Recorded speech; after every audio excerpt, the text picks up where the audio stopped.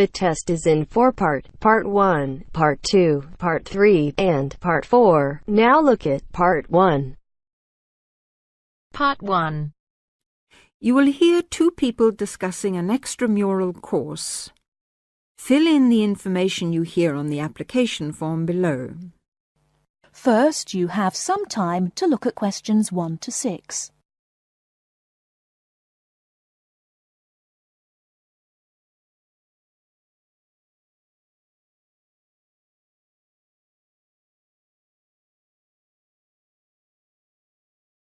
Now, here is the conversation.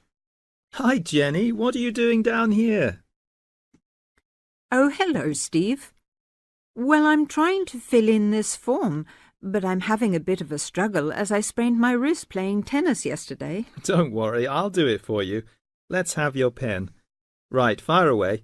Let's see. I want to do the drama and theatre studies. I'd like to get the certificate. The course number is 60201. No, sorry, 202. It seems to be on Thursday at 7:30. Yes, well, we don't have to put all that down. Now, I suppose we can call you Miss? Don't be funny, and spell my name right. Well, if you'll have a name like Jenny McPherson, let's see, it's M-A-C. No, big M, small c, no A. Right, M-C-P-H-E-R-S-O-N. Yes, okay, and don't forget it's a capital P, McPherson. Now, what's your address? Well, I've just moved, so it's 6 Westway Avenue, Longford. Hang on, don't go so fast. 6 Westway Avenue where? Longford. What's next? Your phone number, daytime and evening. Well, I've only got one, as we can't have calls at school in the daytime, so put down the evening one. 605-4829. 4829, OK. And you're a teacher. How old are you? 29? Wish I were. No, 32. Before you hear the rest of the conversation, you have some time to look at questions 7 to 10.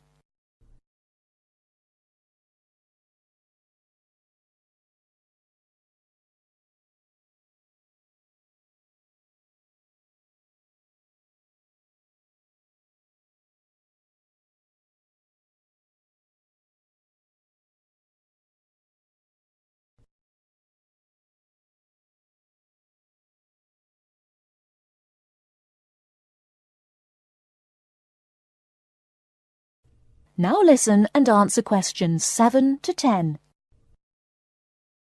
Do they want my date of birth? No, don't seem to. Just age. How about educational qualifications? Well, I've got a degree in English literature and a diploma in media studies. Media studies, right. Now, have you ever done any of these extramural courses before? No, don't think so. Although I did do something on psychodrama once. But no, it wasn't extramural, was it? That seems to be it, except for the fee. Yes, well, that's the same for all the central courses. I think £25. I suppose I have to include it with this form. Looks like it. Do you want me to write the cheque out for you? But you'll have to sign it. That is the end of Part 1. Now turns to Part 2. Part 2.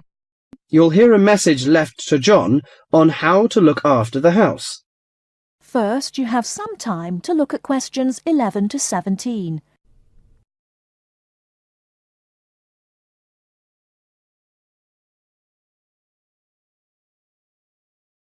Now, listen carefully and answer questions 11 to 17. Hello, John. Welcome to the house. I'm really pleased that you can be here to look after my house while I'm away. Here are some things you need to know about the house. Important stuff like when the garbage is collected. In fact, Let's start with the garbage, which is collected on Friday. Just write garbage on the calendar on the days they take it away. Put it out on Friday every week. That'll be Friday the 22nd, Friday the 29th, and Friday the 5th. It's a really good service. The trucks are quiet and the service is efficient. The bin would be put outside of the house empty. It's a good idea to put it away quickly. This street can be quite windy. I once watched my next-door neighbour chase her bin the whole length of the street. Every time she nearly caught up with it, it got away again. The waste paper will be collected this Tuesday. That's Tuesday the 19th. There's a plastic box full of paper in the front room. Please put it out on Tuesday. The truck will come during the day. If you don't mind collecting old newspapers and other paper and putting them in the box, I'll put it out when I come home. The paper people only come monthly. I have some things to give to charity in a box in the front room. Would you put it out on Monday the 25th, please? It's a box of old clothes and some bed linen which I've collected, plus a few other bits and pieces.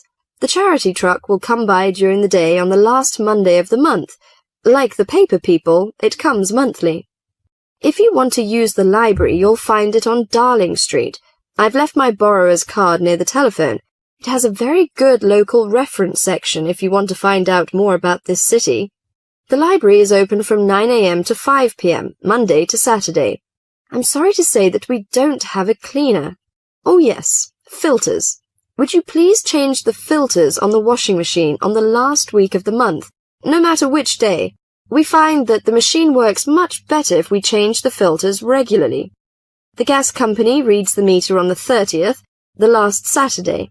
I think that's all the information about our calendar of events.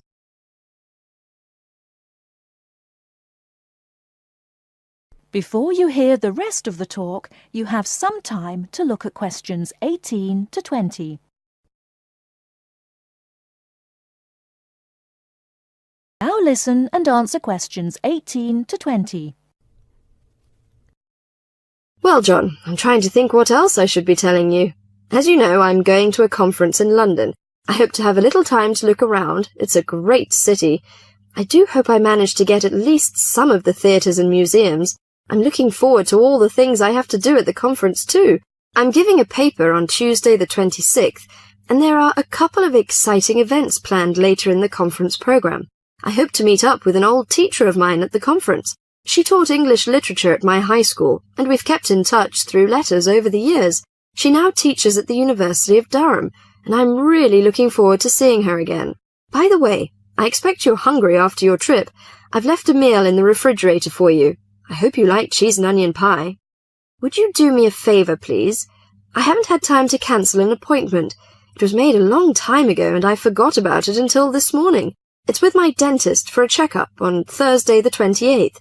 Could you please call the dentist on 8162-525 and cancel the appointment for me? Thanks a lot, John. One last thing. When you leave the house, make sure the windows and doors are shut and set the burglar alarm. The alarm code number is 9120. Have fun. I'll see you when I get back. This is your friend Martha, saying goodbye. That is the end of part 2. Now turns to part 3. Part 3. You'll hear a lecturer talking to a group of science students. First, you have some time to look at questions 21 to 24. Listen carefully and answer questions 21 to 24. Good morning, ladies and gentlemen, and welcome to the Science Faculty. As you may know, my field of study is neurobiology, so you may be wondering what I have to say to those of you who are studying physics or chemistry or geology, even those of you who intend to become doctors. In fact, what I have to say is aimed especially at those who wish to enter the medical profession, though the main point applies to all of you. And what is my main point? Basically, it is that you shouldn't get stuck in too narrow a specialization. What I mean is, Too often, doctors and scientists become experts on one small aspect of their subject and neglect the rest. Perhaps you have heard the joke about a doctor being introduced to another doctor as an expert on the nose. "Oh, yes," said the other doctor. "Which nostril?" I know that more and more it is necessary to specialize, because when you finish your studies, you have to find a place in the job market. But I do believe that it is damaging both to you personally and to the profession. You may be surprised to know how many physicians in the past were men of wide culture. Many were interested in the humanities, from the arts to literature to philosophy. A surprising number of them, from Rabelais to William Carlos Williams, became poets, novelists, and playwrights. Men of science have written clearly and intelligently about society, psychology, and politics. This tradition is not dead. Today, such eminent scientists as Stephen Jay Gould, Jared Diamond, and Richard Dawkins are well known as popularizers of science while maintaining high standards. But more of them in a minute. I'm not saying that while you are studying anatomy, you should sign up for a course in English literature, but reading a few works of fiction in your own time will show you the human mind, just as your anatomy classes show you the human body. Science faculties and medical schools, it seems to me, now largely ignore this human dimension. Furthermore, the study of medicine, and psychology for that matter, is largely about what has gone wrong with the body and the mind. That is, it mostly deals with the abnormal.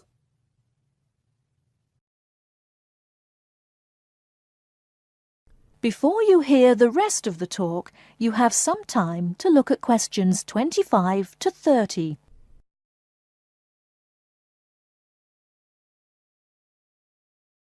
Answer questions 25 to 30. So, to try and correct this situation, if only in a small way, I have come up with some extra reading for you to do. Don't worry. I wouldn't have chosen them if I didn't think they were enjoyable as well as interesting. The first on my list I'm sure you've all heard of, even if you haven't read it. It's Bill Bryson's A Short History of Nearly Everything. Now, don't turn your noses up at it just because it's now officially a school book and is written to entertain as well as inform. In fact, I've found it a very good bedside book. Next come a couple of the writers I mentioned earlier. Any collection of essays by Stephen Jay Gould is worth reading. He writes clearly in a language non-scientists can easily understand. In fact, a lot of his essays are responses to questions about science from the general public. He's also entertaining on the subject of baseball. Perhaps you should start with Gould's Wonderful Life. He writes brilliantly about natural history and shows how much imagination and excitement there is in scientific discovery.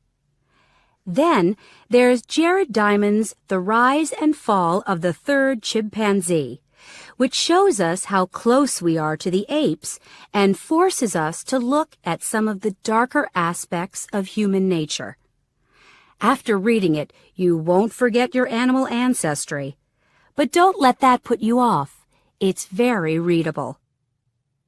You're probably saying to yourselves, just a minute, these are all science books. What about the fiction? I'll come to those in a later lecture. At the moment, I'm just trying to get you to read away from your chosen field of study. However, I will recommend one work of fiction now, though it might come as a bit of a surprise. If it does, it means you haven't read it. The book is The Water Babies by Charles Kingsley. I can see I have surprised you. Well, it is in fact the first fictional response to Charles Darwin's On the Origin of Species. Yes, it is a children's book, but full of surreal fantasy and wit. The fifth book on the list is a biography, The Emperor of Scent by Chandler Burr. To my mind, it's not particularly well written, but it is a fascinating story. It is about Luca Turin, a biophysicist who becomes an expert on perfume, and about how he missed getting the Nobel Prize. If any of you are thinking of a career in scientific research, this book might make you think again. It's a very tough dog-eat-dog business, which brings us to the book that inspired Kingsley's Water Babies, that classic of the genre, Charles Darwin's On the Origin of Species. If you haven't read it already, perhaps you shouldn't be here. If you have, it won't hurt to read it again. Or if you prefer, read his The Voyage of the Beagle, which, as well as being of interest to any natural historian or anyone interested in scientific method, also makes a great travel book. Well, I think that's enough to be going on with, and I can see that it's time to finish up. So please bear in mind, throughout whatever course you are studying, not to neglect other aspects of your wider, non-academic education. Thank you. That is the end of Part 3. Now turns to Part 4. Part 4. You will hear Rebecca Bramwell, an artist and illustrator, giving advice on how to get your first job or commission as an artist. First, you have some time to look at questions 31 to 35.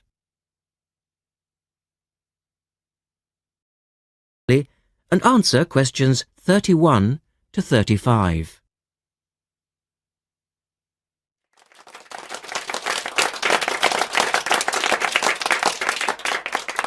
I'd like to introduce Rebecca Bramwell, an artist and illustrator who has come along today to talk to you all about getting your first job or commission as an artist. Over to you, Rebecca.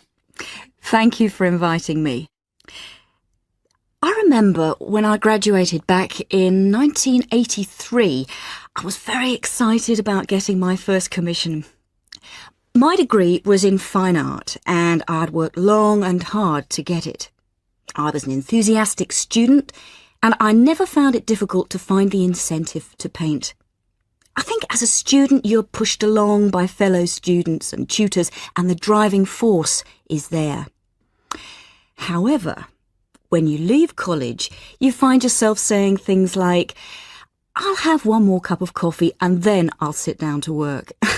I hate to admit it, but I say it myself. Suddenly, it isn't finding the inspiration or getting the right paper that's a problem.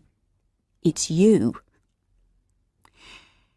In my view, there are a number of reasons why this happens. It's a real challenge making a decent living as a new artist. You have to find a market for your work. Often you work freelance and need to take samples or portfolios of your work from place to place. These experiences are common to a lot of professional people. But artists also have to bare their souls to the world, in a way. More than anything, they want praise. If people don't like what they create, then it can be a very emotional and upsetting experience hearing them say this. I began to realise that these problems were preventing me from having a career in art, and so I decided to experiment. I was a painter, but I started to dabble in illustration, drawing pictures for books, cards, and this offered me the opportunity to become more emotionally detached from my work. I was no longer producing images from the heart, but developing images for a specified subject, taking a more practical approach. I began to develop a collection of my illustrations, which I put into a portfolio and started to carry around with me to show prospective clients and employers. But it was still tricky because publishers, for example, want to know that your drawings will reproduce well in a book. But without having had any work published, it's hard to prove this. Having a wonderful portfolio or a collection of original artwork is of course a first step, but what most potential clients would like to see is printed artwork, and without this evidence, they tend to hold back still when it comes to offering a contract. Look at questions 36 to 40. Now answer questions 36 to 40. Well, I overcame this problem in two ways. And I suppose this is my advice to you on preparing your portfolio of your best work. The first way was by submitting my work for a competition, and the one I chose was for a horoscope design and was sponsored by a top women's magazine. There are a few of these competitions each year, and they offer new illustrators an opportunity to showcase their work. The other approach I took was to design and print some mock-up pages of a book. In other words, I placed some of my illustrations next to some text in order to demonstrate how my work would look when it was printed. Perhaps I was lucky in that I had taken a degree that provided me with all-round creative skills so that I could vary my style and wasn't limited to a certain technique. Now, I think that is important. The art world and many other creative fields do try to pigeonhole people into snug boxes with an accompanying label. Now, I think you should try to resist this if you feel it happening to you. If you don't, you'll find it difficult to have new work accepted if you try to develop your style at a later stage in your career. Nevertheless, when you start out, and particularly when you're going for an interview, it's important not to confuse people by having a lot of different examples in your portfolio. One remedy for this is to separate your work into distinct categories. In my case, I did this by dividing my design-inspired illustrations from my paintings. It's then easier to analyse the market suited to each portfolio, such as magazines, book jackets, CD covers, etc. Working under two names is also useful, as it clarifies the different approaches and offers a distinction between them. I think it's been hard for artists to be recognised in anything other than the pigeonholes that they've been placed in. But luckily, these barriers are slowly being demolished. So I really do wish you all the very... That is the end of part 4. You now have half a minute to check your answers.